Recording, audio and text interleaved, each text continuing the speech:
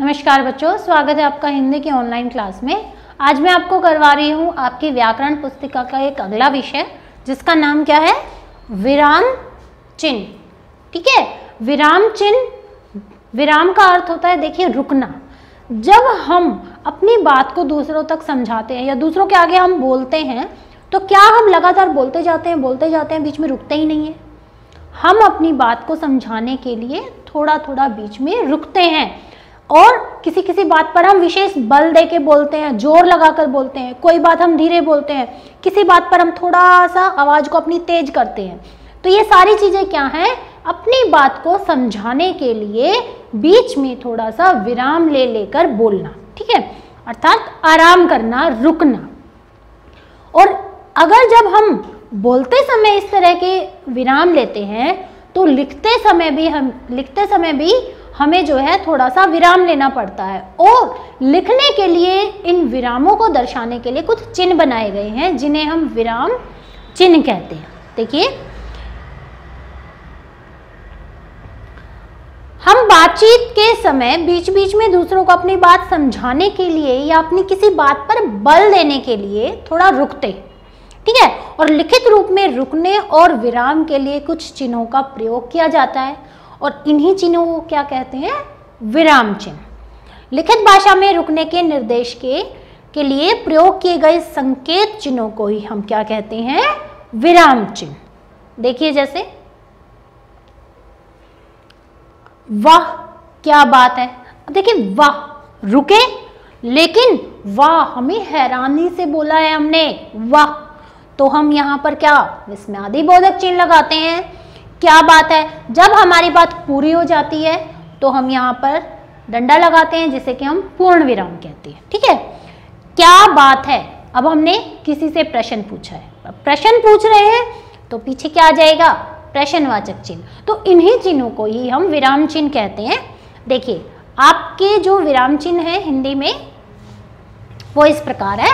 सबसे पहला पूर्ण विराम, अर्धविराम, अल्प विराम, प्रश्नवाचक चिन्ह, विस्मय सूचक चिन्ह, योजक चिन्ह, निर्देशक चिन्ह, उद्धरण चिन्ह, विवरण चिन्ह, कोष्टक चिन्ह, अपूर्ण विराम और लाघव चिन्ह। ठीक है, सबसे पहले देखिए पूर्ण विराम। पूर्ण विराम क्या होता है? जब हमारी बात पूरी हो जाती है तो हम अपनी बात पूरी करने के बाद रुकते हैं, तो वहां लगता है पूर्ण विराम। और पूर्ण विराम का जो चिन्ह होता है वो ये डंडा होता है। ठीक है, जैसे विद्या स्कूल जाती है, बात पूरी हो गई, पूर्ण विराम। बादल तो आए पर बारिश नहीं हुई, बात पूरी हुई, पूर्ण विराम। उसके बाद दूसरा है आपका अर्धविराम। अब देखो, पूर्ण विराम से कम देर ठहरने के लिए पूर्ण विराम कब लगाते हैं? जब हमारी बात पूरी हो जाती है। लेकिन पूर्ण विराम से पहले अगर हमें रुकना हो तो हम क्या लगाते हैं? अर्धविराम। ठीक है, उसके बाद है आपका अल्प विराम। अल्प विराम, अर्धविराम का प्रयोग थोड़ा कम होता है, लेकिन अल्प विराम का प्रयोग बहुत ज्यादा होता है। आपने इंग्लिश में भी देखा होगा कि कोमा लगाते हैं हम। जब एक समान महत्व के शब्द आते हैं तो उनके बीच में हम कोमा लगाते हैं। ठीक है, तो अल्प विराम उसी कोमे को कहते हैं। देखिए,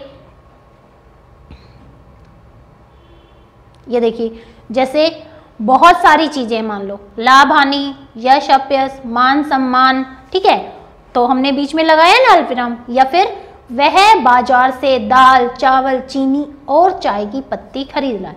अब देखिए, दाल, चावल, चीनी, चाय सब एक समान महत्व के हैं, तो हम अगर मैं बार बार ये लगाऊंगी कि वह बाजार से दाल और चावल और चीनी और चाय, बार बार और लगाएंगे ना, तो भाषा जो है वो बहुत अटपटी हो जाती है, स्पष्ट नहीं होती है वो भाषा। तो इसलिए जब एक समान महत्व की चीजें होती हैं तो वहां हम लगाते हैं अल्प विराम। उसके बाद है आपका अगला प्रश्न सूचक चिन्ह। अब अगर हम किसी से प्रश्न पूछते हैं या प्रश्न करते हैं हम किसी को, तो हम अपना प्रश्न करने के बाद चिन्ह लगाते हैं, प्रश्न सूचक चिन्ह। जैसे तुम कहाँ जा रहे हो, आपका क्या नाम है।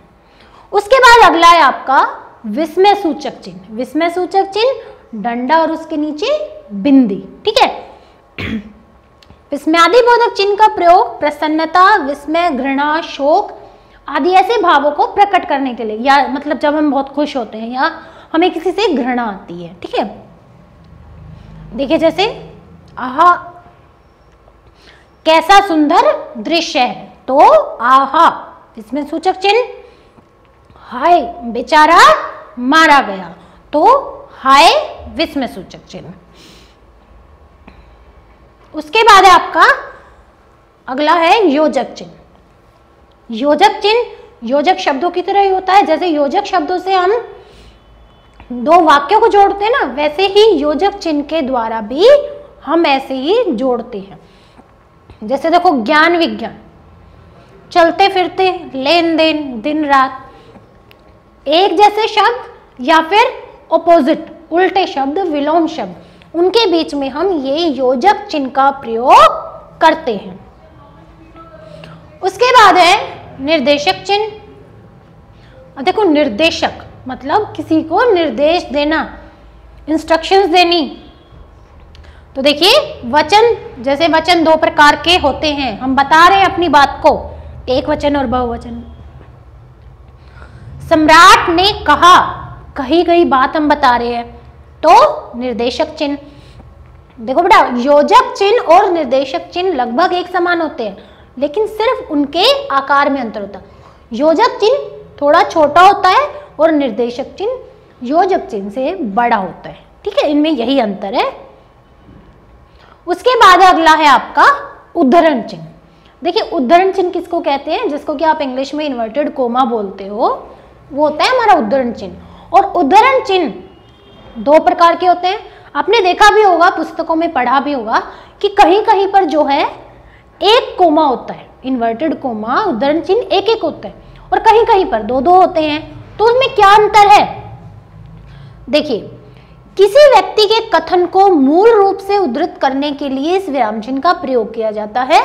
जैसे तिलक ने कहा, देखिए जब हम अपनी किसी बात को करते करते किसी एक विषय के बारे में बता रहे हैं, उस विषय को हम हाईलाइट कर रहे हैं, ठीक है ना, तो वहां हम लगाते हैं उद्धरण चिन्ह एक कोमे वाला।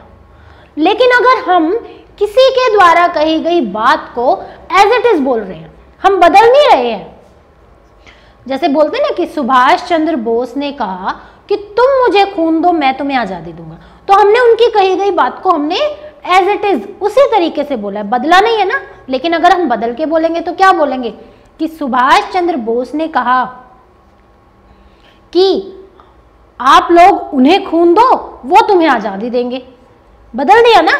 लेकिन जब किसी की बात को हम बदलते नहीं है, उसको हम ऐसे का ऐसे ही बोलते हैं, तो वहां पर आपका उद्धरण चिन्ह दो दो कोमे का लगता है। देखिए जैसे निराला छायावाद के प्रमुख स्तंभ है, तो यहां पर हमने निराला को दर्शाया है, निराला के बारे में बात कर रहे हैं, उसको एक विषय बना दिया है, तो इसलिए हमने यहां एक एक उद्धरण चिन्ह लगाया। तुलसीदास ने रामचरितमानस की रचना की। अब रामचरितमानस एक पुस्तक का नाम हम हाईलाइट कर रहे हैं यहाँ पर, तो एक एक विराम चिन्ह, ठीक है। और किसी के द्वारा कही गई बात को ऐसे का ऐसे बोलना, वहां हम लगाते हैं आपका दोहरा उद्धरण चिन्ह। ये होता है आपका इकहरा उद्धरण चिन्ह, और ये होता है आपका दोहरा दो कोमे वाला उद्धरण चिन्ह, ठीक है। उसके बाद अगला है आपका, देखिए विवरण चिन्ह। ये आपका विवरण चिन्ह का निशान होता है। विषय क्रम व्यक्त करने से पहले विवरण चिन्ह का प्रयोग किया जाता है। जैसे देखिए कि निबंध के भेदों का संक्षिप्त विवेचन इस प्रकार है। यह हम बोलते हैं ना कि निम्नलिखित शब्दों के अर्थ लिखो। अब निम्नलिखित हम विवरण दे रहे हैं कि निम्नलिखित कौन से, नीचे वाले, तो फिर हम वहां पर इन चिन्हों का प्रयोग करते हैं।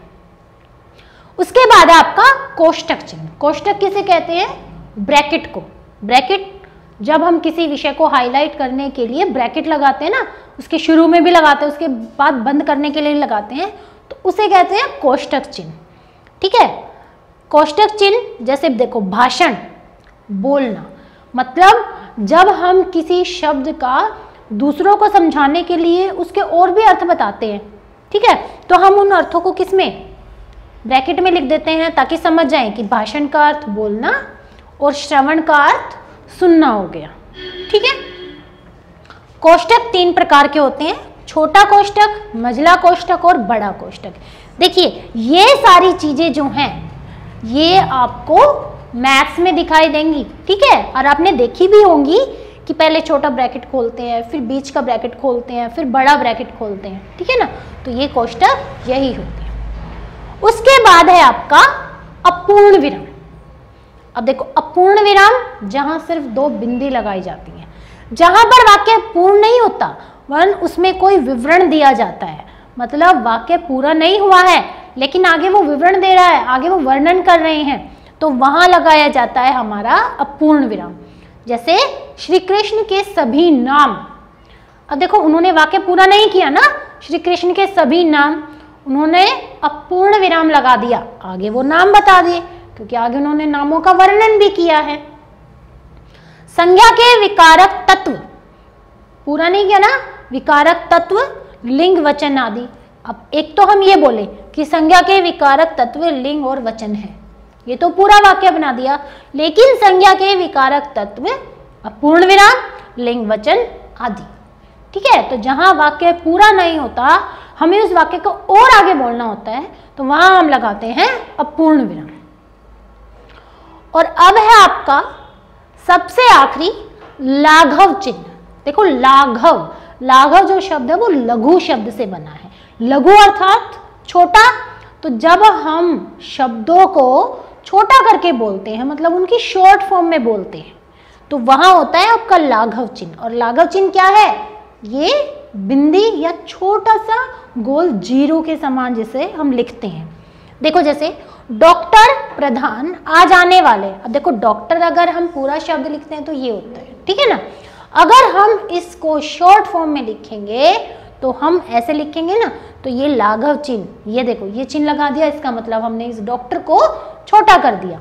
ऐसे ही पंडित नेहरू भारत के पहले प्रधानमंत्री थे, तो यहाँ पर पंडित पूरा न लिख के हमने प लिख के यहाँ पर लाघव चिन्ह लगा दिया कि ये पंडित की शॉर्ट फॉर्म है। ठीक है, तो यहाँ पर जो है ये 12 आपके विराम चिन्ह हैं जिनको हम भाषा लिखते समय प्रयोग करते हैं, वाक्यों को लिखते समय, ताकि दूसरे वाला जो दूसरा हमारे सामने जो व्यक्ति है वो हमारी बात को बहुत अच्छे से समझ सके।